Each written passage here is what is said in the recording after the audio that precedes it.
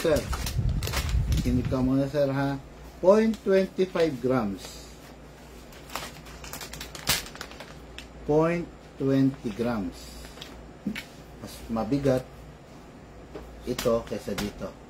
Long range to, masakit to. Mas short range to, mas masakit to. Dahil mas mabigat, sir. Ngayon, bag, hanggat din nakakarating sa bahay, huwag ilalabas yung unit. Nakamotor ka, tabi mo lang, kung may box ka, lagay mo rin sa ilalim. Huwag mo nang bibit-bitan, sir. Kasi dalawa kayo ni boss, eh. Mapagkamalang pang riding yung mga ganyan, di ba? Tapos, yun lang naman, lifetime service warranty sa unit, basta may problema, inform nyo kami. Huwag kakalasin ni bayaw, ni pinsan, ni biyanan, kami lang, sir. Maaari. Para hindi lalong lumawak yung sira, no? Okay, good day mga Airsoft. Good day mga kabigman. May bisita na naman ako rito, no, from Caloocan, Sir Larry. Yan. Okay. Hello, sir. Baka may gusto kong shoutout. Shoutout yung Blue Ali Pet Shop. Blue Ali Pet Shop. Sana pala nagpadala ako isda. May mga isda ka, sir? Pet Shop kami. Bagasin. Mga isda, gano'n. Pet shop. Mga aso, gano'n. Hindi, isda. Isda. Ibon.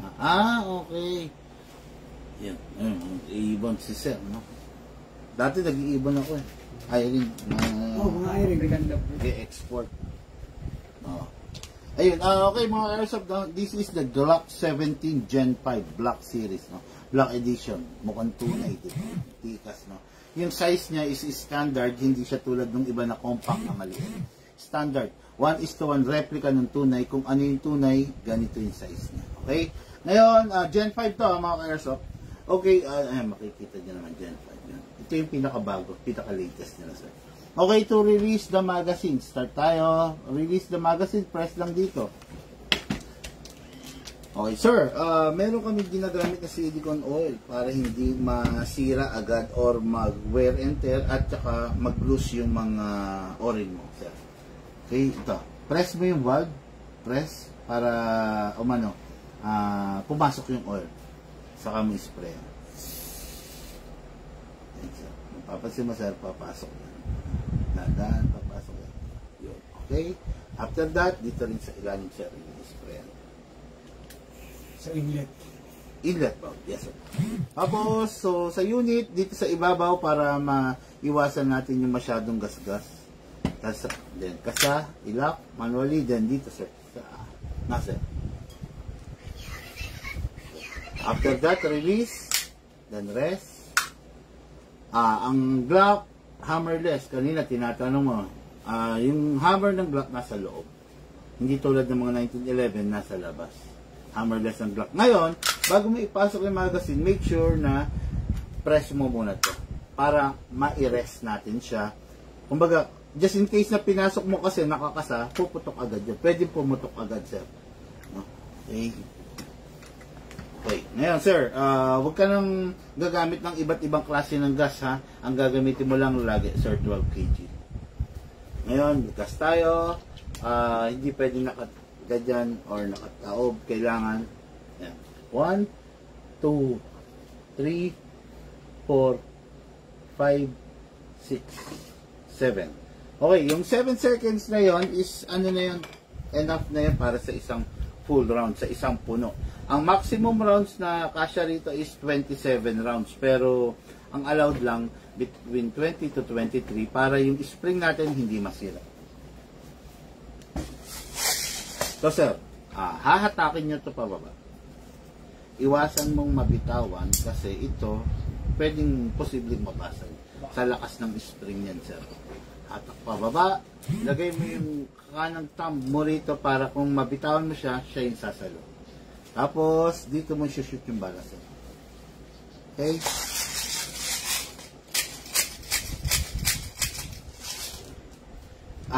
Pag may bungi, kalugin mo sideways. Para walang bungi. Okay? Hindi ko na ganun pupunuin. Ngayon, yung unit yun. Pasok.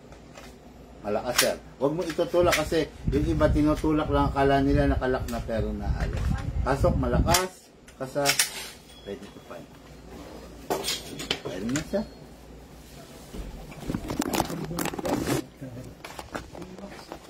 Oops! Sintay mo yung box din. Oops. Kaya na yan eh. Ayan. Kapag lakas na pala. Matama ba ako? Hindi. Matama. Hindi, tama sa ay.